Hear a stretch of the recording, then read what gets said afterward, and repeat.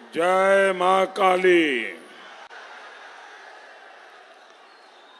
जय मां दुर्गा।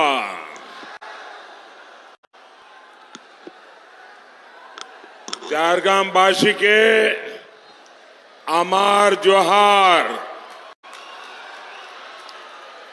आपनादेर सकल के अमार विनम्रो नमस्कार।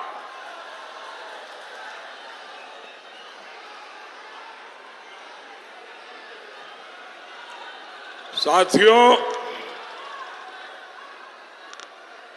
अभी मुझे तामलुक की सभा में जाना था, लेकिन वहां वेदर ठीक नहीं होने के कारण मेरा हेलीकॉप्टर वहां लैंड नहीं कर पाया।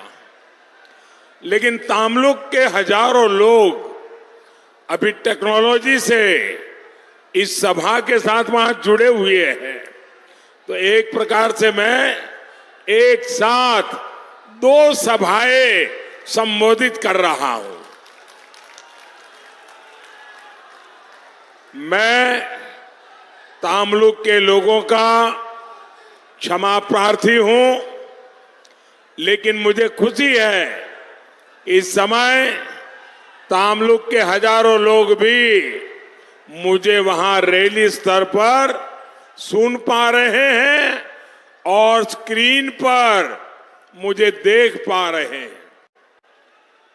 साथियों, आज 5वें चरण का मतदान लगभग पूरा होने पर है। बंगाल में टीएमसी और पूरे देश में इंडी गठबंधन ये पहले पस्त थे। 5वें चरण में ये परास्त हो चुके हैं और 4 जून को ये समाप्त होते दिखाई देंगे। इंडी गठबंधन के बिखरने का काउंटडाउन शुरू हो चुका है। इतनी बड़ी संख्या में आपका आशीर्वाद ये साफ साफ कह रहा है, फिर एक बार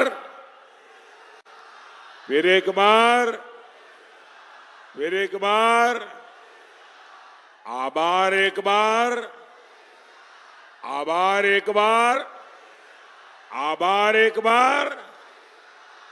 साथियों, हार सामने देख पूरी टीएमसी का आक्रोश चरम पर है। बंगाल के लोग इनको वोट नहीं दे रहे हैं, इसलिए कभी बीजेपी को गाली, कभी बंगाल के लोगों को धमकी। कल तक टीएमसी कांग्रेस को गाली दे रही थी, अब वो कह रही है हम इंडी गठबंधन का हिस्सा है। लेकिन बंगाल के लोग जानते हैं कांग्रेस ये डूब चुका जहाज है और टीएमसी के जहाज में भी छेद हो चुका है। ये दोनों एक दूसरे की सवारी कर लें, फिर भी डूबना तो तय है। साथियों, ये चुनाव भारत के भविष्य का चुनाव है।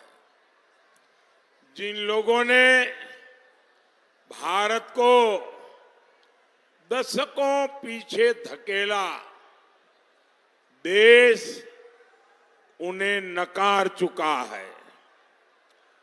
देश भूला नहीं है, जब दुनिया तेजी से विकास कर रही थी, तब कांग्रेस सरकार घोटालों के कीर्तिमान गढ़ रही थी। दुनिया के देश हर पल आगे बढ़ रहे थे, लेकिन कांग्रेस पार्टी युवा पीढ़ी को पीछे धकेल रही थी। 60 साल तक ये लोग गरीबी हटाओ का ही नारा लगाते रहे। देश जानता है ये मोदी है जिसने भारत को दुनिया की 5वीं सबसे बड़ी अर्थव्यवस्था बनाया है। ये मोदी है जिसने 10 साल में 25 करोड़ लोगों को गरीबी से बाहर निकाला। ये मोदी है जिसने दशकों पुरानी समस्याओं का समाधान किया। कश्मीर से आर्टिकल 370 हटा, कश्मीर में आतंकवाद अब अपनी आखिरी सांस ले रहा है। पाकिस्तान को मुंह तोड़ जवाब मिला, नक्सलवाद की कमर टूटी, भ्रष्टाचार पर लगाम लगी। कितना कुछ हुआ। गरीब के इस बेटे ने गरीब के हर सुख दुख की चिंता की। गरीबों को बिना कट, बिना कमीशन के पैसा सीधे उनके बैंक अकाउंट में मिलने लगे। पहली बार 4 करोड़ गरीबों को पक्के मकान मिले। 50 करोड़ से ज्यादा गरीबों के बैंक के खाते खुले। हमारी माताओं बहनों को शौचालय मिले, उन्हें उज्ज्वला सिलेंडर मिले, धुएं से आजादी मिली। ये सब किसने किया? ये सब किसने किया? ये सब किसने किया? ये सब किसने किया? ये सब किसने किया? ये सब मोदी तो निमित्त है, ये सब आपके एक वोट ने किया है। ये आपके वोट की ताकत है कि जिसके कारण कभी नहीं हुआ वो आपके सही वोट ने करके दिखाया। इस बार भी आपका वोट विकसित बंगाल बनाने के लिए,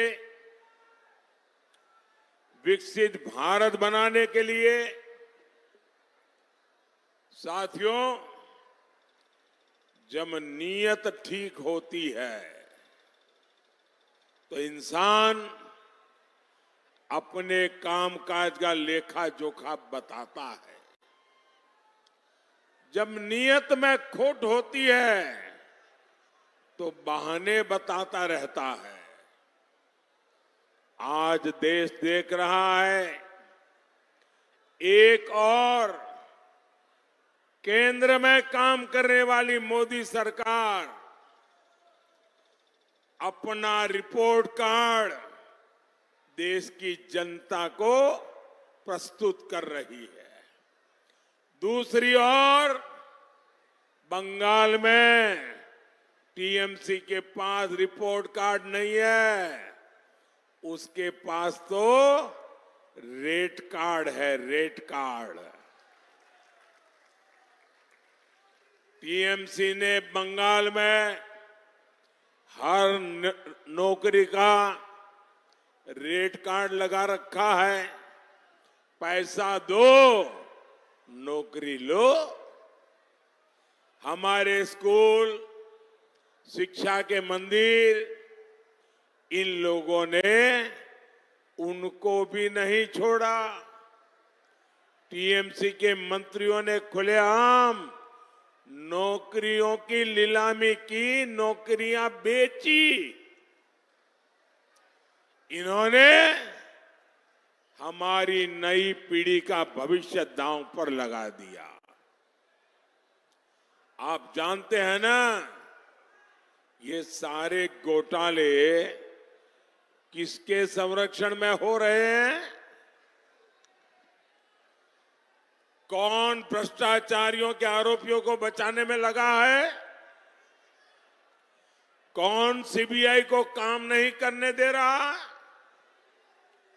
साथियों, टीएमसी से बंगाल के लोगों को भी खतरा है। बंगाल की पहचान को भी खतरा है। आज पूरा देश बंगाल की स्थितियों को लेकर बहुत चिंतित है।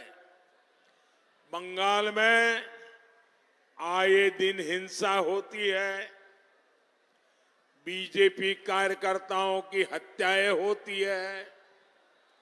झारग्राम में भी बीजेपी के कार्यकर्ताओं की हत्या हुई है। बंगाल में दंगे आम बात हो गई है। आदिवासी भाई बहनों की पहचान खत्म करने के प्रयास हो रहे हैं, लेकिन टीएमसी को किसकी चिंता है? टीएमसी को अपने वोट बैंक की चिंता है। ये लोग घुसपैठियों को बुला बुलाकर बसा रहे हैं। सीमावर्ती इलाकों में बंगाल के लोगों की आबादी घट रही है।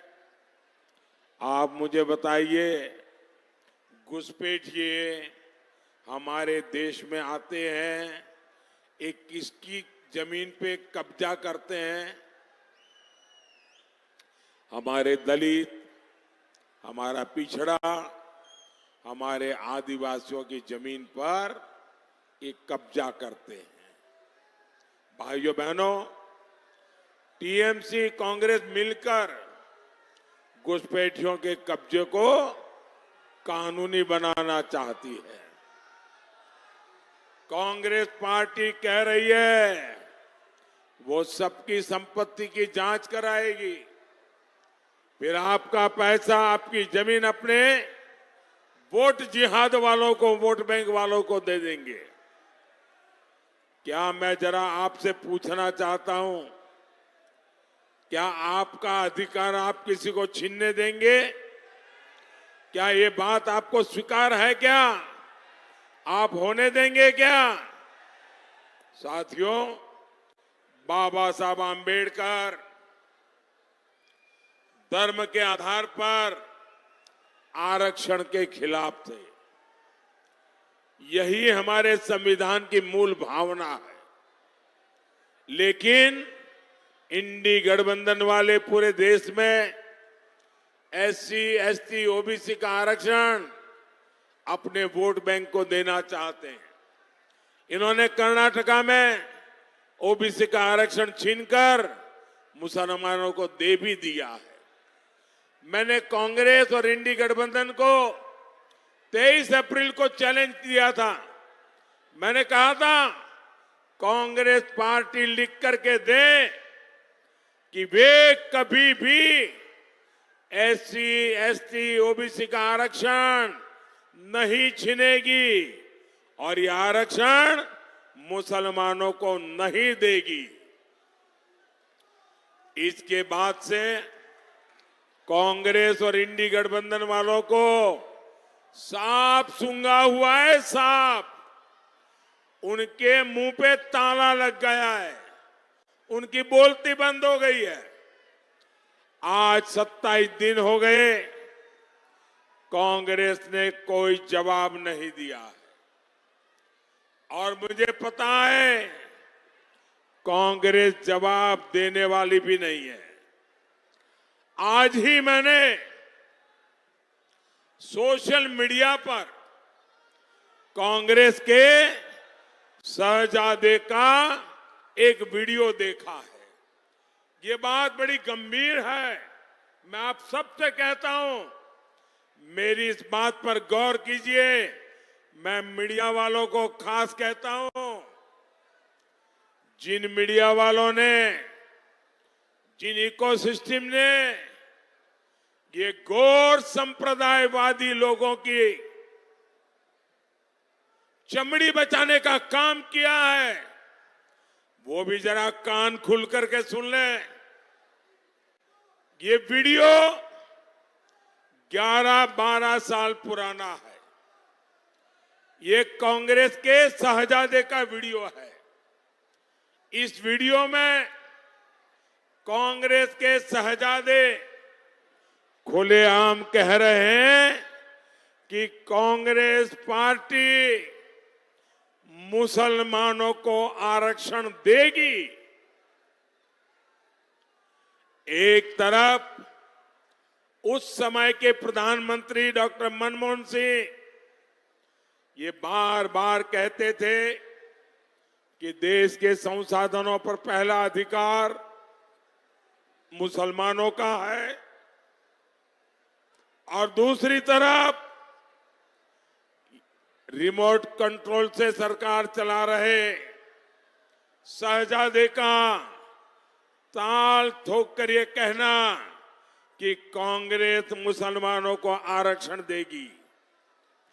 यही कांग्रेस की सच्चाई है, जिसे कांग्रेस और उसके इकोसिस्टम ने बरसों तक देशवासियों के सामने आने नहीं दिया।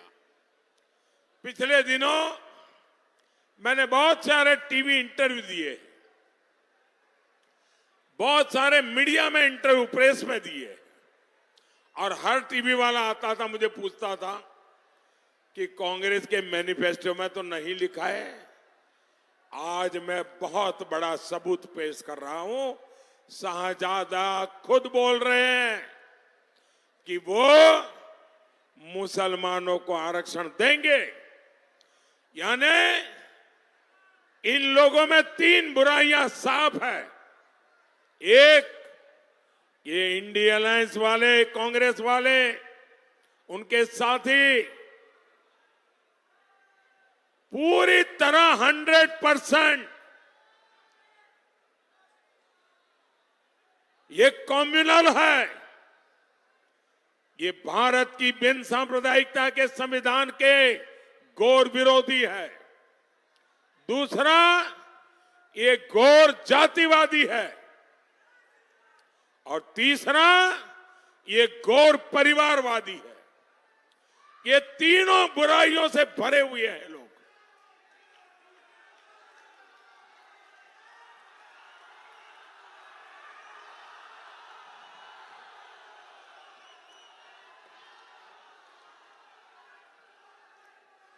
और मैं देश के मीडिया जगत को चुनौती देता हूं, बहुत बचाया इन लोगों को। जिन इकोसिस्टम ने इन लोगों की रक्षा की है, वो जरा कान खोल के सुन ले। आपने देश के संविधान के अपमान को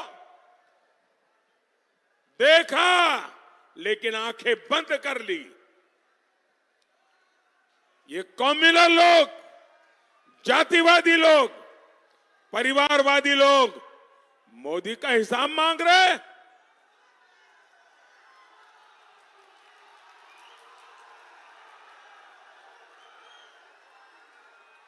और आजकल मैं हर दिन उनका एक कच्चा चिट्ठा सबूतों के साथ खोल रहा हूं कि कितने घोर कम्युनल है, ये कितने घोर बिन सांप्रदायिकता के विरोधी है।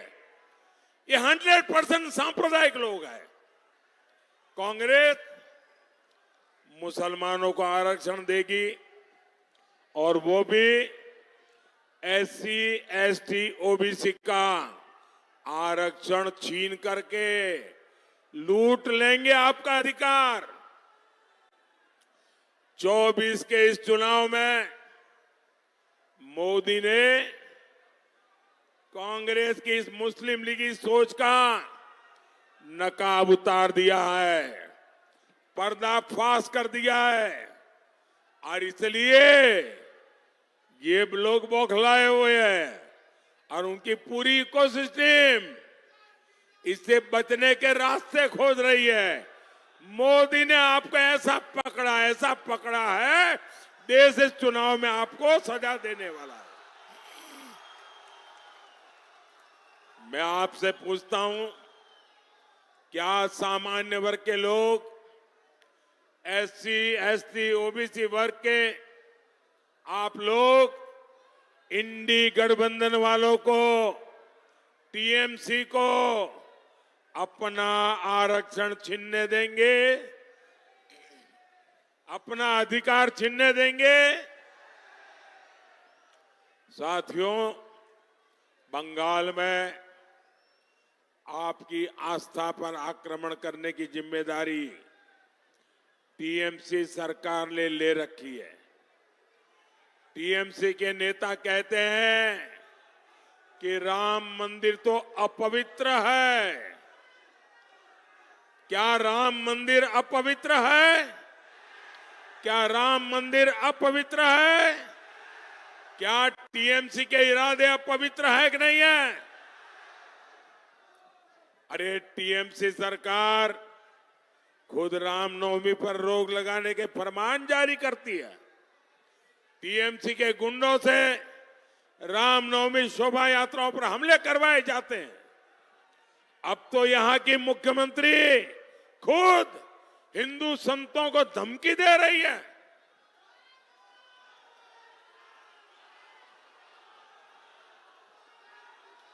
रामकृष्ण मिशन, इस्कॉन, भारत सेवाश्रम संघ, ये हमारे बंगाल की आध्यात्मिक पहचान है। यहां की सीएम मंच पर से इन महान संस्थाओं को धमका रही है और इस धमकी ने टीएमसी के गुंडों का हौसला भी बढ़ा दिया है। पता चला है कि जलपाईगुड़ी में रामकृष्ण मिशन के आश्रम में कल रात को तोड़फोड़ की गई है। आश्रम में काम करने वाले कर्मचारियों के साथ मारपीट की गई है, उनको धमकी दी गई है। ये बंगाल को अब किस तरह ले जा रही है टीएमसी सरकार? कभी बंगाल में रामकृष्ण मिशन को धमकियां मिलेगी, आश्रम में तोड़फोड़ होगी। क्या किसी देशवासी ने कभी सोचा था? लेकिन अपने वोट बैंक को खुश करने के लिए टीएमसी सरकार हद पार कर रही है। रामकृष्ण मिशन का अपमान, हमारे संतों का यह अपमान बंगाल कभी भी सहन नहीं करेगा।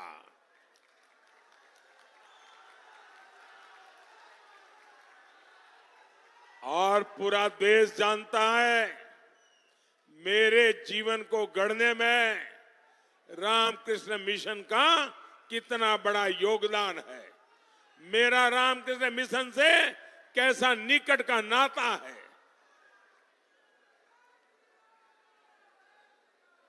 प्रधानमंत्री होने के बाद भी जब भी अवसर मिला, अगर रात्रि को रुकना था तो रामकृष्ण मिशन के सन्यासियों के साथ जाकर के रुकता हूं।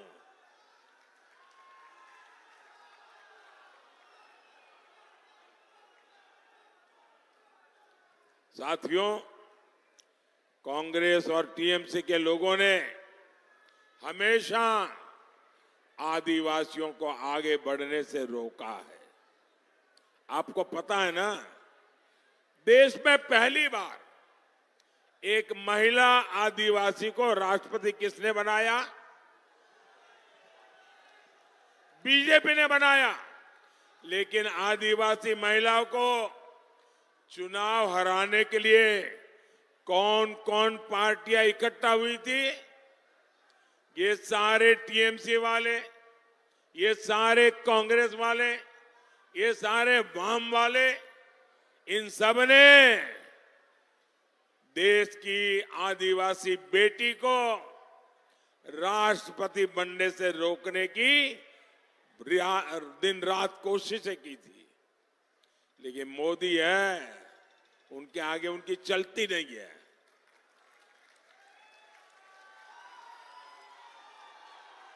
टीएमसी ने अपनी पार्टी के नेता को उनके खिलाफ उतारा था।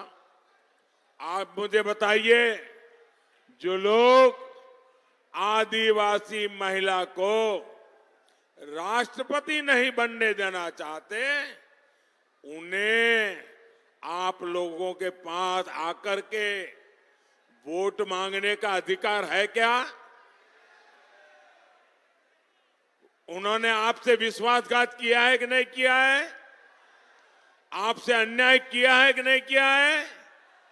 तो ऐसे लोगों को घुसने देंगे क्या? साफ कर देंगे ना इस चुनाव में? साथियों, मोदी बंगाल के विकास के लिए काम कर रहा है। 2019 में आपने बीजेपी को मौका दिया, मैंने विकास के लिए पूरी ताकत लगा दी।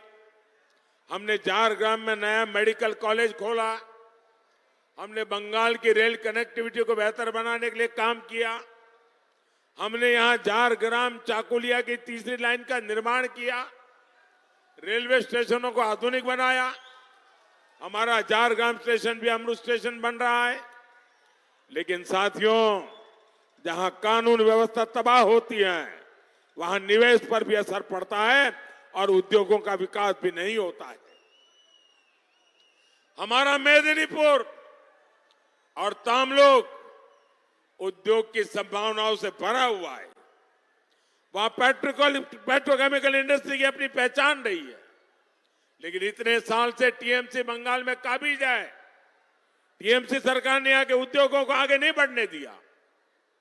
और सिर्फ तामलुक की ही बात नहीं है, ये पूरे बंगाल का दुर्भाग्य है। साथियों, आपका एक वोट टीएमसी के पूरे सिंडिकेट पर भारी पड़ेगा।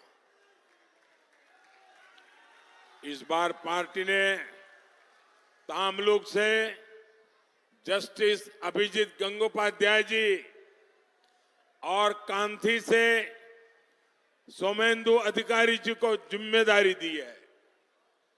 आप झारग्राम से मेरे साथी डॉक्टर प्रणव टुडू को भी भारी वोटों से जिताए।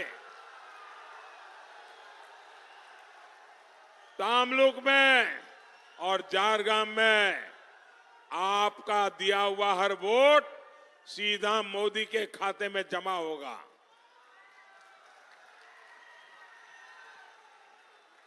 इनको दिया गया एक एक वोट बंगाल को अंधेरे से रोशनी की ओर ले जाएगा। मोदी आपके सपने पूरे करने के लिए दिन रात काम करेगा। आप मेरा एक काम करेंगे, आप मेरा एक काम करेंगे, जरा दोनों हाथ ऊपर करके बताइए, मेरा काम करेंगे?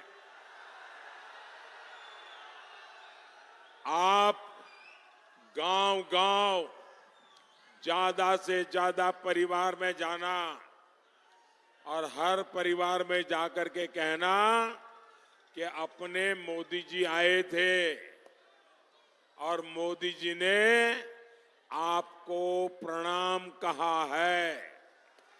मेरा प्रणाम पहुंचा देंगे, मेरा जोहार पहुंचा देंगे।